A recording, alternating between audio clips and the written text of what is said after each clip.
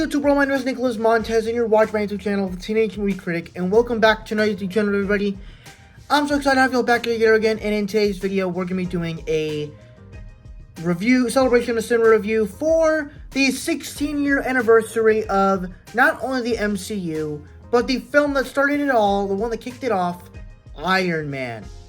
This is a film that I was debating on whether I was going to talk about it last year, because I think I actually had every right to talk about it, but for some reason never got around to doing it.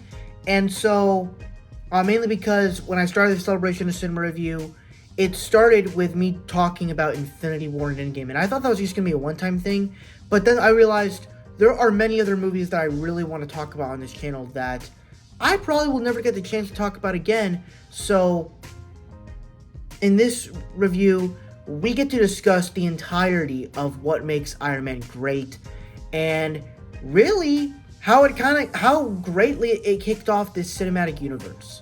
So with that said, let's go ahead and get started talking about Iron Man.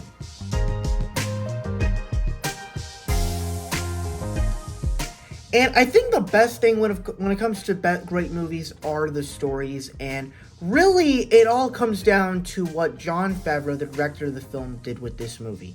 Now, if you don't know who Jon Favreau is, he is a movie director that has directed tons of pretty great movies. A movie he directed before this, a couple movies he directed before this. He directed Made with starring him and Vince Vaughn. He also directed Elf, that Christmas movie from 2003, starring Will Ferrell. I believe he also directed Zathura, which is like a sister type movie to Jumanji, the one with Robin Williams. And then coming into the past 2010s decade, he made the 2 live-action remakes of The Jungle Book and The Lion King, and he also made a movie called Chef, and he also directed some episodes for The Mandalorian. So, and that's kind of one of the interesting things about him, is that he was able to direct some films that I have personally watched, and films that my family enjoy. My family loves Elf, we enjoy Lion King, me and my sister love Jungle Book, me, my mom, my sister, we love Iron Man. And so there's a different section of films from his filmography that we all kind of enjoy. And so in a way, Jon Favreau has a special place with my whole family. So in a way, yeah. So, but with the way that I don't know if Jon Favreau really has a style with his films. But what he does really good at is doing the big action adventure movies, and with this one, this just proves him again that he's able to do action and he's able to do really big adventure stuff.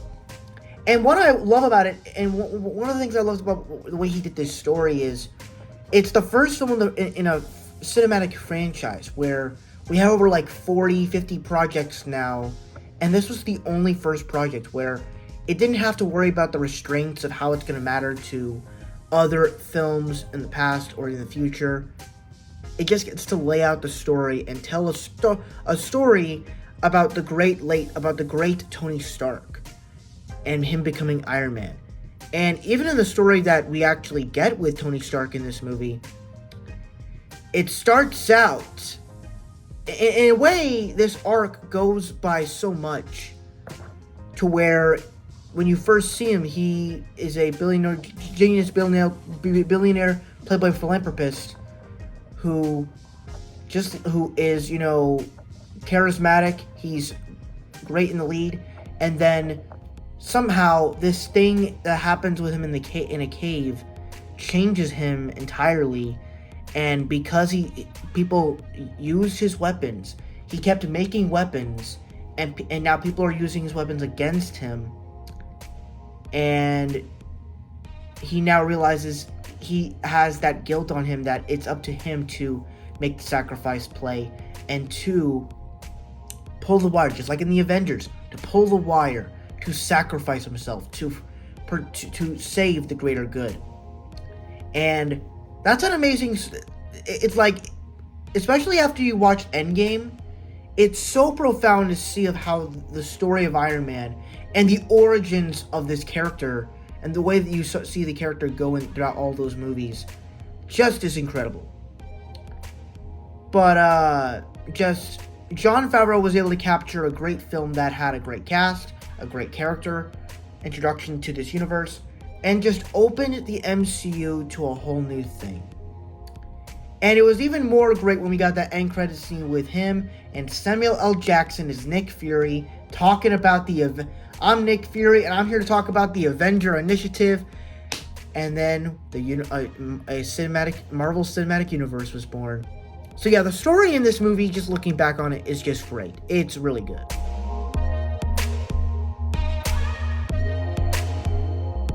Another great thing I loved about this movie were the characters. Of course, the main one you gotta talk about is Robert Downey Jr. as Tony Stark. And honestly, every single time I rewatch this movie, or any performance with Robert Downey Jr. as Tony Stark, he just nails it so good. And what's so incredible about his performance is that I was watching a review of the movie if you know my favorite YouTuber, Sean Chandler, around the time in 2018 when Infinity War was coming out, he did a series reviewing every MCU film from Iron Man to Black Panther in anticipation for Avengers Infinity War. And when he was reviewing Iron Man, he gave some backstory on the movie. And one thing that I actually remember hearing that has stuck with me for a long time is before Robert Downey Jr. was casted as Tony Stark, you gotta remember, he was on drugs. Sure, he was Charlie Chaplin before this, but he was on drug abuse and he got arrested and he was in jail. But then Jon Favreau came in and kind of brought him back to success and brought him to a good life. And it even makes it better with the performance that he gives off and the way that he's so charismatic. And it's like, in the way that Robert Downey Jr. acts now, he acts like an actual version of an actual real life version of Tony Stark, and it's great. And what makes his performance so great is that he has great interactions with everyone, whether it's Pepper, who soon becomes his love interest, or Phil Coulson, or even Rhodey, or even Happy, but we don't really get much of Happy in this movie. Every interaction with every character in the movie, even the Christine Everhart girl who he hooks up with at the beginning of the film, it's great. And even the little friend he has with Yinsen in the cave is also really good. And overall, it's just, the performance of this guy is so good. But not only does Robert Downey Jr. steal the movie, which in a way, he's kind of the best part about the movie, all the other characters are enjoyable too. You get Gwyneth Paltrow as Pepper Potts, which I think she's also really good in here, and I really enjoy the interactions between her and Tony throughout all these movies, whether it's in Iron Man 3 or in Avengers Endgame. I also really like Terrence Howard as Rhodey. I do prefer Don Cheadle because I've grown up with him more, but Terrence Howard as Rhodey is actually pretty good, and it would have been cool to see him become War Machine, but we didn't get that, unfortunately. We also get the first appearance of Phil Coulson, which, of course, this was a SHIELD agent, the first kind of reference to SHIELD. I just love this character. And honestly, it's like he feels like that guy where it's like you want someone like him. You want a friend like that you can just chip in and talk to. He's just a cool guy. We all like Coulson. Jeff Bridges as Obadiah Stane, Ironmonger. He was actually pretty cool. I thought his performance was really good. His plot is kind of reminiscent of what happens in Ant-Man, though this movie happened first. I don't care. I really like his performance, and also the Yinsen character is also really good. But yeah, it handles characters very well. Another good thing about this movie is the comedy. This movie is incredibly funny. And what's so great about Jon Favreau's comedy in his films is like there's many parts of comedy that he has done in his movies. First off, you have the comedy that's in Made, which is kind of told through arguments. You have the comedy in Elf, which is basically Buddy the Elf, Will Ferrell, Buddy the Elf doing incredibly stupid things. And in The Lion King, the humor is taken by Zazu and Timon and Pumbaa. But in this film, I would say that this is the best usage of Jon Favreau's comedy technique. Where, possibly my favorite joke is, like, obviously, Tony makes tons of jokes, and they're awesome. But the best usage of jokes is when there's little things set up earlier, don't blow the thing on me, and then Tony Stark comes back from trying out his second suit, and he's gonna land, but then he crashes through all these floors, lands on a car, and then the thing that he told his machine not to do, he blows on him. And it's just one of the best jokes because the timing is perfect, and it's just hilarious after we just saw this amazing scene of Tony Stark getting the upgraded suit where he's getting his suit where he's being able to fly, because he wasn't able to fly much in the Mark 1, but now he's able to fly fully in Mark 2, even though he couldn't go up into space all that much. And now he crashes through floors and he's getting fake fire burnt off him, blowed off him. It's excellent. The comedy in this movie is brilliant, and Jon Favreau is a genius at it.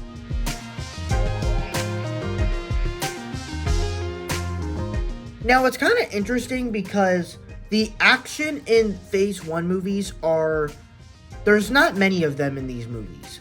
Mostly all the Phase 1 movies, besides the Avengers, really all have 3 action sequences. And in this movie, that's exactly what this is. But I think all the action is actually really good, and they all look really good. When we're talking about the first action scene with the cave, escaping the cave, it's actually quite good. And I think part of what makes it a little bit better for me is, while it's not like the New York fight in Avengers Infinity War where Iron Man is fighting the Black Order, or, the fight with Thanos on Titan, it's a good fight where he's using the stuff in the cave, the resources, and fighting a bunch of Afghanistan soldiers and trying to escape the cave. And there's even this awesome scene where he comes out of the cave slightly, all the soldiers are shooting at him, and then once they stop, he's like, my turn. And he has the fire blowers, and he starts blowing them with fire, and it's just awesome. And the way the music plays, and then you have the big explosion, and then he flies out, but then crashes because it's not exactly a well-made suit like the other suits he makes later. And it's just a brilliant fight scene. Even though it looks really good, and it's done well, even though it doesn't have the best incredible combat skills. But we get into the second fight where he gets his Mark III, and he goes to Gulmira to protect the people there. And this scene, I would say, tops what that cave sequence did, where he has a new suit. Not only does it have weapons, not only does it fly, but it's colored, and it has weapons, and it has repulsors. And so he puts, it starts out with the suit up, he flies to Gulmira, and then he lands, and he just starts taking out these guys, and then he's about to shoot them, but then, you gotta watch out, there's civilians here, put the repulsors away, and uses the freaking bullets to come out of his shoulders, and boom, all the soldiers die. And then he goes up in the sky, and takes out the little ships, and then he gets crashed down, and then he comes face to face with a tank, and then it misses him, and then he pulls out a little missile out of his little arm, pew, and then you don't know what's going to happen next, and then he turns around, and then pow, the tank explodes behind him, And it's just this awesome moment. The way that this movie handles action, but also makes it awesome. That's the type of stuff that I loved throughout. Like, I can't think of anything awesome when it comes to moments like that in an MCU film. But it is awesome. When it comes to action, it's done well. It's done good. When we come to the third act, I would say the main standout is that it actually looks good. The action's good. It's fun with Iron Man and Ironmonger fighting in a downtown area and using the Omega Arc Reactor. But that's really it. Overall, the first two action sequences I thought were just fantastic.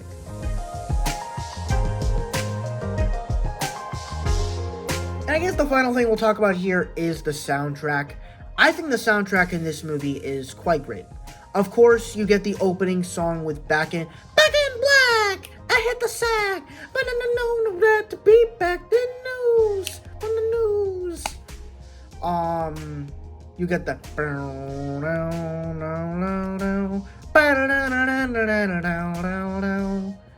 But even the score for the movie is actually quite incredible. It feels like a superhero score.